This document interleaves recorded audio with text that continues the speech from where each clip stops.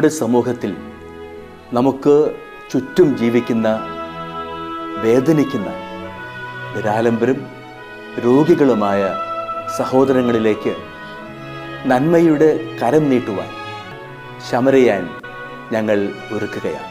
പങ്കുവയ്ക്കുന്ന ക്രൈസ്തവ സ്നേഹത്തിൻ്റെ ഈ മഹനീയ സാക്ഷ്യാനുഭവത്തിലേക്ക് ഏവർക്കും സ്വാഗതം.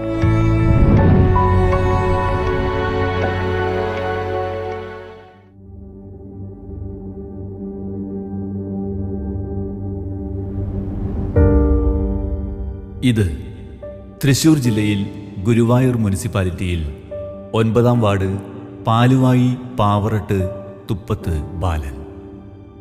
ഇദ്ദേഹം ഒരു വൃക്ക രോഗിയാണ്. ആഴ്ചയിൽ 3 ഡയാലിസിസ് വീതം ചെയ്താണ് ജീവൻ നിലനിർത്തുന്നത്.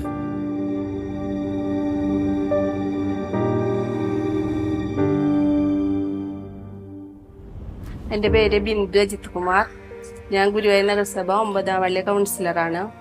എൻ്റെ വാർഡിൽ 5 വർഷമായി വാടകയ്ക്ക് താമസിക്കുകയാണ് ബാലൻ എന്ന് പറഞ്ഞ വ്യക്തി. ആഴ്ചയിൽ 3 തവണ ഡയാലിസിസ് ചെയ്തുകൊണ്ടിരിക്കുകയാണ്. ഒരുപാട് കഷ്ടപ്പെട്ടാണ് ഇവിടെ ജീവിതം മുന്നോട്ട് പോണത്. ഭാര്യ പാലയൂരൊരു കടയിൽ നിൽക്കുകയാണ്. ജീവിതത്തിനും മരുന്നിനും ഭയങ്കര ബുദ്ധിമുട്ടിലാണ്. അതുകൊണ്ട് ഗുഡ്നസ് ചാനൽ കാണുന്നവർ ഇവരെ പ്രാർത്ഥനയിൽ ഉൾപ്പെടുത്തണമെന്നും ഇവർക്ക് വേണ്ട സഹായം ചെയ്തു കൊടുക്കണമെന്നും താല്പര്യപ്പെടുന്നു.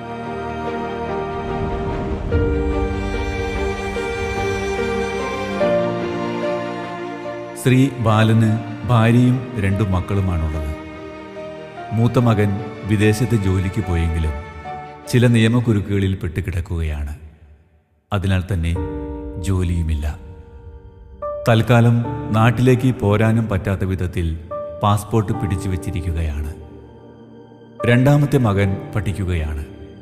ഭാര്യ ഗുരുവായൂരിൽ ഒരു കടയിൽ നിൽക്കുന്നു.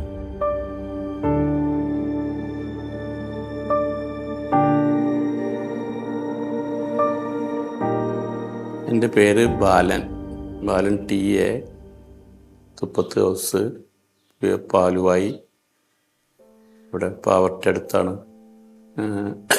വയസ്സ് 68ആയി. കഴിഞ്ഞ 5 വർഷമായിട്ട് ഡയാലിസിസ് ചെയ്തു വരുന്നു. എനിക്ക് ഭാര്യയുണ്ട്, 2 മക്കളുണ്ട്. ഭാര്യ ചെറിയൊരു ജോലിക്ക് പോകുന്നുണ്ട് കടയിൽ. പിന്നെ മക്കൾക്ക് പ്രത്യേകിച്ച് വരുമാനമൊന്നുമില്ല. മൂത്തമാൻ പോയതാണ്. പക്ഷേ 3 വർഷമായി ആൾക്കൊന്നും ചെയ്യാൻ പറ്റാത്തൊരവസ്ഥയിൽ പെട്ട് കിടക്കുകയാണ്. UK പോയിട്ട് അവിടെ എക്സാം എഴുതാൻ പറ്റില്ല. അങ്ങനെ അവരെ ഡീറ്റെയിൽസ് എല്ലാം വാങ്ങി വെച്ചിട്ട് ഇപ്പോൾ അങ്ങനെ ഒരു ലോക്ക് പോലത്തെ ഒരു സിസ്റ്റത്തിലാണ്. അപ്പം അതിന് കേസ് നടത്താനും പിടിക്കാനായിട്ടുള്ള സാമ്പത്തികത ഇല്ലാത്തതുകൊണ്ട്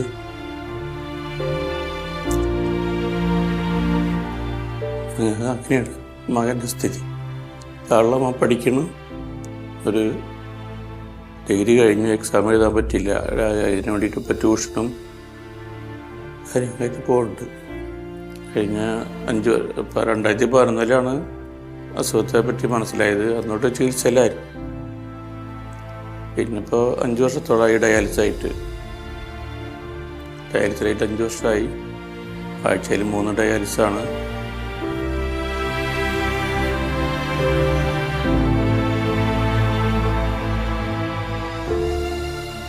കടം വാങ്ങിച്ചൊക്കെയാണ് മൂത്ത മകനെ വിദേശത്തേക്ക് അയച്ചത്. പക്ഷേ അവിടെ ഒന്നും ചെയ്യുവാൻ പറ്റാത്ത അവസ്ഥയിൽ അയാൾ കഴിയുകയാണ്. നാട്ടിൽ തിരിച്ചെത്തി എന്തെങ്കിലും തൊഴിൽ ചെയ്യാം എന്ന് കരുതിയാൽ അതിനും പറ്റാത്ത സ്ഥിതിയിൽ അവിടെ അകപ്പെട്ടിരിക്കുകയാണ്. ശ്രീ ബാലന്റെ പ്രതീക്ഷകൾ മുഴുവൻ അവിടെ തകർന്നുപോയി. അതിനൊരു പരിഹാരം കാണുവാൻ പല വിധത്തിലുള്ള ശ്രമങ്ങൾ ഇദ്ദേഹം ചെയ്യുന്നുണ്ടെങ്കിലും ഒന്നും തന്നെ ഫലപ്രാപ്തിയിലെത്തിയില്ല. എന്നാലും പ്രയത്നം തുടരുകയാണ്. ഈ അവസ്ഥയിലാണ് ഇവർ ഗുഡ്നസ് TVയെ സമീപിച്ചത്. ഇവർ കടന്നുപോകുന്ന ഈ ദുരവസ്ഥയിൽ ഇവരെ കൈപിടിച്ച് മുന്നോട്ട് നയിക്കുവാൻ ഗുഡ്നസ് TVയുടെ കരുണയുള്ള കരങ്ങൾക്ക് കഴിയും എന്ന് ഇവർ ഉറച്ചു വിശ്വസിക്കുകയാണ്.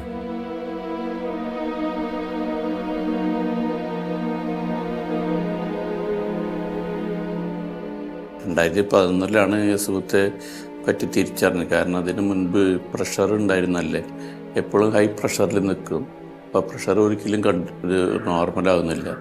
അപ്പോൾ അങ്ങനെ ഹോസ്പിറ്റലിൽ പോകുമ്പോൾ വല്ല എന്തെങ്കിലും ചെയ്യുമ്പോൾ അപ്പോൾ ഡോക്ടർമാർ ഇങ്ങനെ നോക്കിയിട്ട് ആകെ അപ്സെറ്റ് ആവുന്നിട്ട് അവർ പെട്ടെന്നൊരു ഇഞ്ചക്ഷൻ ചെയ്യാറ് പതിവ്.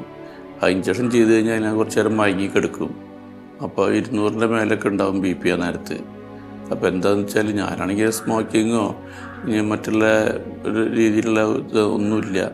അത്യാവശ്യം മുറുക്കാൻ പോലും ഈ വെറ്റിലെ അടയ്ക്കുക അങ്ങനത്തെ ഇതൊന്നുമില്ല, ഒരു വക ഇതും ഉപയോഗിച്ചിരുന്നില്ല, ചെറുപ്പം പോലും ഉണ്ടായിരുന്നില്ല. പക്ഷേ ഇത് എങ്ങനെയെന്നുള്ളത് അറിയില്ല. അപ്പോൾ പ്രഷറിലാണിത് എനിക്ക് തുടക്കം ഉണ്ടായത്. അപ്പോൾ പ്രഷർ മൈഗ്രെയിൻ തലവേദന ഉണ്ടാവാറുണ്ട്. ആ മൈഗ്രെയിൻ തലവേദന വരുമ്പോൾ ഞാൻ അതിനുള്ളൊരു ഗുളിക കഴിക്കും. അത് കഴിക്കാൻ പാടില്ലെന്ന് ഡോക്ടർ പറഞ്ഞിട്ടെന്നാലും എൻ്റെ നിർബന്ധത്തിന് പോലെ എനിക്ക് എഴുതി തന്നതാണ്.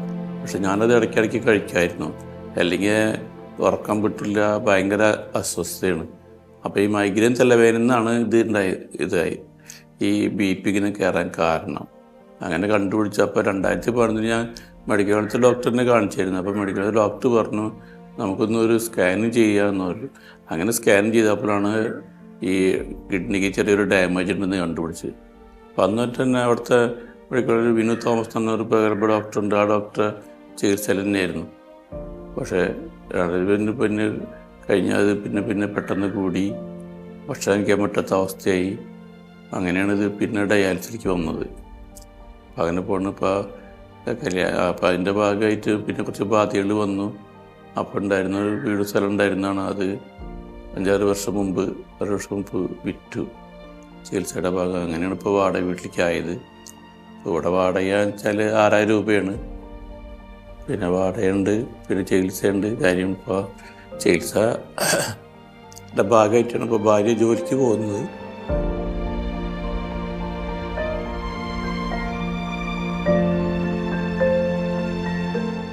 ഇവർ ഇപ്പോൾ താമസിക്കുന്നത് മാസം 6000 രൂപ വാടക കൊടുക്കേണ്ട ഒരു ഫ്ലാറ്റിലാണ്. അതിൻ്റെ വാടകയും കറണ്ട് ചാർജും അടയ്ക്കുവാൻ സാധിക്കാതെ വിഷമിക്കുകയാണ്. 1997 ഇവരുടെ വിവാഹം. ഇവിടെ തന്നെ 10-ാം വാർഡ് കല്ലന്തോടായിരുന്നു സ്വന്തം ഭവനം. ബാങ്കിലുണ്ടായിരുന്ന കടം വീട്ടുവാനും ചികിത്സയുടെ ആവശ്യത്തിനുമായി വീട് വിറ്റ ശേഷം അന്ന് മുതൽ വാടകയ്ക്ക് താമസിക്കുകയാണ്. ഇപ്പോൾ പ്രായം 68 സർജറി നടത്തുവാൻ പറ്റാത്ത അവസ്ഥയാണ്. അതിനാൽ ഡയാലിസിസിനെ മാത്രം ആശ്രയിച്ച് ജീവിതം മുന്നോട്ട് കൊണ്ടുപോകണം.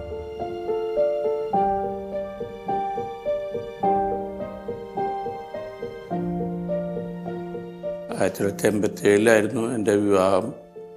ഞങ്ങൾ വിവാഹം കഴിയുന്നത്. ആ സമയത്ത് വീടും കാര്യങ്ങളൊക്കെ ഉണ്ടായിരുന്നു. പിന്നെ ഇപ്പോൾ വീട് ഇപ്പോൾ ഒരു 6-7 വർഷമായി. വീട് കടബാധ്യതയും കാര്യങ്ങളൊക്കെ വന്നു. പിന്നെ ചികിത്സയുടെ ഭാഗമൊക്കെ ആയിട്ട് അത് വിറ്റു. ഇപ്പോൾ ഒരു വാടക വീട്ടിലാണ് താമസിക്കുന്നത്. വാടകയ്ക്ക് താമസിക്കുന്നതുകൊണ്ടുള്ള ബുദ്ധിമുട്ട് വെച്ചാൽ വാടകയ്ക്ക് 6000 രൂപ വാടക വേണം. പിന്നെ കറണ്ട് ബില്ല് ഇപ്പോൾ കഴിഞ്ഞാണ് വളരെ കൂടുതലാണ് വന്നത്. അപ്പോൾ ഞാൻ KSEBയിൽ പോയി അപേക്ഷ കൊടുത്തപ്പോൾ അവിടുത്തെ സാറ് നോക്കിയിട്ട് പറഞ്ഞത് നിങ്ങൾ ഇവിടെ വന്ന് ചെക്ക് ചെയ്തിട്ട് ഓവർസീർ വന്ന് ചെക്ക് ചെയ്തപ്പോൾ പറഞ്ഞ് ഇത് നിങ്ങൾ ഉപയോഗിച്ചിട്ട് പോയതല്ല, അല്ലാതെ എർത്ത് പോണതാണ്. അപ്പോൾ അതുകൊണ്ട് നിങ്ങളെന്തെങ്കിലും തീരുമാനം എടുത്തോ, അല്ലെങ്കിൽ ഇതുപോലെ വന്നു കഴിഞ്ഞാൽ ബുദ്ധിമുട്ടാവും. ബില്ല് വന്നു കഴിഞ്ഞാൽ ഒന്നും ചെയ്യാൻ ഞങ്ങൾക്ക് പറ്റില്ല.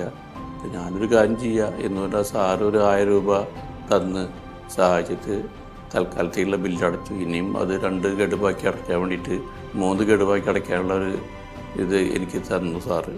അപ്പോൾ പിന്നെ അതിൽ കൂടെ ട്രീറ്റ്മെൻ്റ് ആണെങ്കിൽ ഒരു മാസത്തിൽ എന്തായാലും 10-15 അടുത്ത് വരുന്നുണ്ട്. കാരണം 650 രൂപയാണ് തരണം ഡയാലിസിസ് ചെയ്യാനുള്ള ഫീസ്. കൂടാതെ മറ്റുള്ളത് പിന്നെ അതിലിടയ്ക്ക് എന്തെങ്കിലും കാര്യങ്ങൾ വരുമ്പോൾ അതിൻ്റേതായ ചെറിയ ചെറിയ ചിലവുകൾ അതും വരും, ഈ ചികിത്സയുടെ ഡയാലിസിനോട് അനുബന്ധിച്ചിട്ടുള്ളത്. പിന്നെ മാസത്തിലാണെങ്കിൽ 2 മാസം കൂടുമ്പോൾ ഡോക്ടറെ കാണണം. മെഡിക്കൽ അത് ബ്ലഡെല്ലാം ടെസ്റ്റ് ചെയ്ത് കാണേണ്ടി വരുമ്പോൾ അതൊരു 2500 രൂപയോളം വരും ഡോക്ടറെ കാണിക്കാൻ തന്നെ, എൻ്റെ ടെസ്റ്റുകളും കാര്യം ചെയ്താൽ. അപ്പോൾ അത് 2 മാസം കൂടുമ്പോൾ ചെയ്യാറില്ല. ചിലപ്പോൾ 3 മാസമാവും, ചിലപ്പോൾ 4 മാസമൊക്കെ ആവും. എന്നാലും ചെയ്യാറുണ്ട്. ഡോക്ടർ അല്ലെങ്കിൽ സിസ്റ്റർമാർ വഴക്ക് പറയും.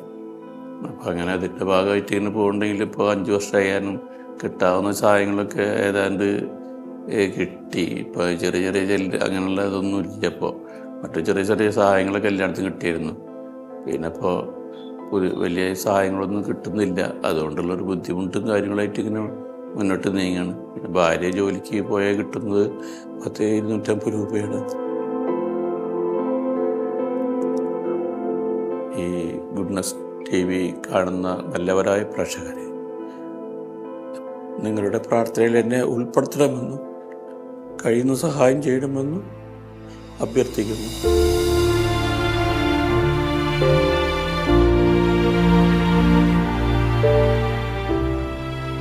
അനേകരെ കൈപിടിച്ച് നടത്തിയിട്ടുള്ള ഒരു നന്മയുടെ പാരമ്പര്യം നമ്മുടെ നല്ലവരായ പ്രേക്ഷകർക്കുണ്ടെന്ന് ഇവർ തിരിച്ചറിഞ്ഞതിനാലാണ് ഇത്രയും ഉറച്ചു തന്നെ അവർ പ്രത്യാശിക്കുന്നത്.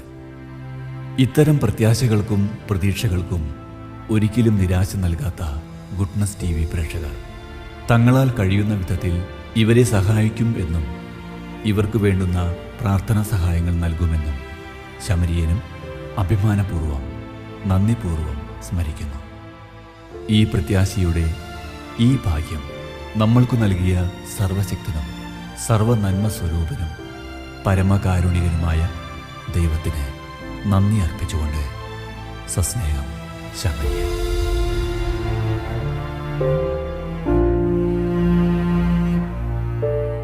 വിശദ വിവരങ്ങൾക്ക് Samarian divine charitable trust, father Philip Nedunthuruthil VC, care of divine vision, divine media complex, Muringoor PO, Chalakudy, Thrissur, Kerala.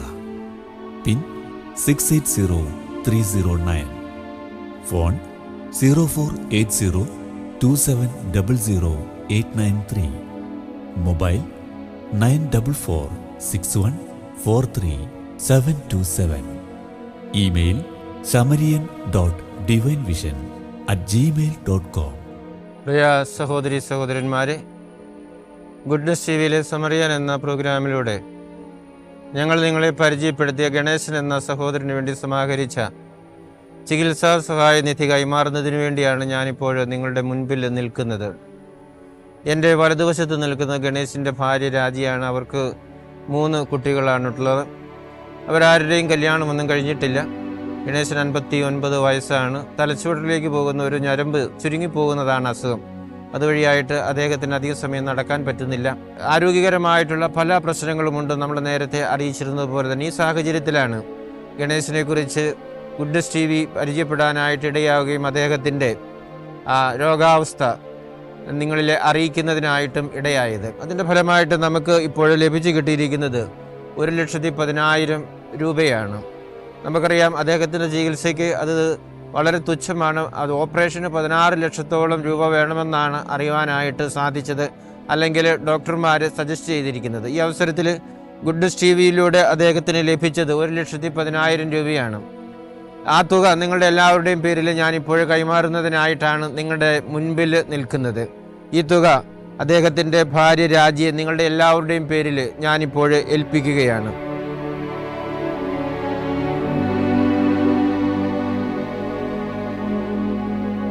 പ്രിയ സഹോദരി സഹോദരന്മാരെ, ഗുഡ്നസ് TVയുടെ പേരിൽ നിങ്ങൾക്കെല്ലാവർക്കും ഞാൻ പ്രത്യേകം നന്ദി പറയുകയാണ്.